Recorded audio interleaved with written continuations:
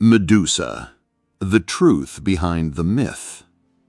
Long before her image became a symbol of terror, Medusa was not a monster.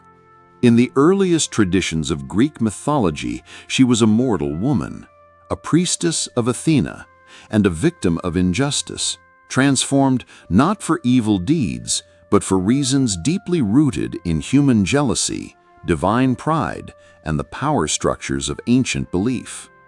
Her story, often overshadowed by the later myth of Perseus, reveals far more about ancient society than many realize. Medusa first appeared in Greek art and literature as one of the three Gorgons, monstrous sisters with hair of living snakes, deadly gazes, and fearsome appearances. Unlike her immortal sisters, Stheno and Euryale, Medusa was mortal. This made her unique and vulnerable, and ultimately the target of the hero Perseus. However, earlier accounts suggest a different beginning, one that predates the monster. In the older versions of the myth, Medusa was a beautiful woman, a temple maiden dedicated to the goddess Athena. Her role required purity and celibacy. As a priestess, she served with devotion, maintaining the rituals of worship in Athena's temple. Her beauty was said to rival even that of the goddess herself. This comparison sparked divine envy and set into motion the events that would turn her from revered figure into feared legend. According to ancient sources, Medusa was assaulted by the god Poseidon inside Athena's sacred temple. The act violated the sanctity of the space and desecrated the goddess's domain. Instead of punishing the aggressor, Athena directed her wrath toward Medusa. The priestess, who had been the victim, was transformed into a monstrous being with serpents for hair and a gaze that turned anyone who looked at her into stone. It was a punishment that symbolized more than transformation. It marked the intersection of divinity, power, and injustice. This version of the story reveals a darker truth within ancient Greek society. Women, even those devoted to the gods, had limited protection from the powerful. Divine beings often acted according to personal vendettas or symbolic lessons. Medusa's transformation became not only a mythological event, but also a reflection of how victims were often blamed, their roles redefined by those in authority. Athena, a goddess of wisdom and war, was also a defender of order and purity. By punishing Medusa, she preserved her temple's sanctity, even at the cost of human fairness. After her transformation, Medusa retreated from society. She lived far from civilization, in a region called the Edge of the World, sometimes said to be Libya or the Western Ocean. Her isolation was complete. The landscape around her turned barren, as no one dared approach her. Travelers who stumbled into her domain did not return.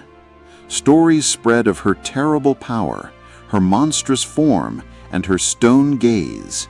She became a legend of fear. But Medusa's role in mythology did not end with her exile. The Greek hero Perseus was sent on a quest to slay her, an impossible task given her lethal powers.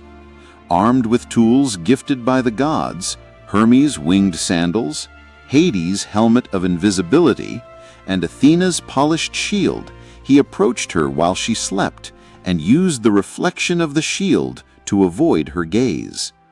With a single stroke, he severed her head and carried it away as a trophy. From Medusa's blood sprang Pegasus, the winged horse, and Chrysaor, a golden warrior. These two beings, born at the moment of her death, symbolized her latent power and divine origin. Despite her mortal status, her body gave birth to miraculous life.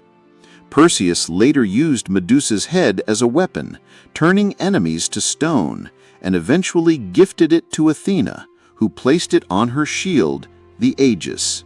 this symbol became one of divine protection and ultimate power. Over time, the image of Medusa evolved. In early art, she was portrayed as grotesque and terrifying, a wide-mouthed creature with tusks and bulging eyes. Later depictions, especially in the classical and Hellenistic periods, softened her appearance. She became a tragic beauty, a figure who combined horror and grace. Roman poets, especially Ovid, emphasized the injustice of her transformation, giving voice to her suffering and suggesting a deeper moral within the myth. Beyond mythological texts, Medusa's story reflects shifting cultural values. Her image was used on coins, pottery, armor, and architectural elements. The gorgonion, a circular emblem of her head, was believed to ward off evil. It adorned shields, doorways, and tombs, not as a symbol of fear, but of protection. Medusa, the once punished woman, became a guardian. The Greeks were not alone in using the Medusa image. The Etruscans and Romans also adopted her symbolism. By the Roman imperial period, her face represented more than mythology. It was an icon of imperial authority, a reminder of divine wrath, and the triumph of civilization over chaos. In modern times, Medusa has been reinterpreted in literature, art, and feminist thought. Scholars and artists have revisited her story not as a monster, but as a victim of divine injustice and male violence. Her punishment and isolation are seen as reflections of the treatment of women in patriarchal societies. Some see her serpents as symbols of wisdom, rebirth, and feminine power, not terror. Her gaze, once feared, is viewed as the return of the oppressed gaze, turning the power dynamic back on those who seek to dominate. Archaeological findings and artistic evidence support the enduring presence of Medusa in ancient culture. Her image appears on temple ruins, household artifacts, and funerary items. These symbols were not limited to one region, but spread across the Mediterranean. They show how a single myth could carry layered meanings: fear, protection, punishment, and resilience. Though the original sources may not align perfectly, the myth of Medusa holds a consistent theme: transformation under injustice. She began as a servant of the gods, was wronged by one, punished by another, and eventually remembered as a monster. But even in her monstrous form, she retained power, enough to be feared, fought, and ultimately claimed by those who once condemned her.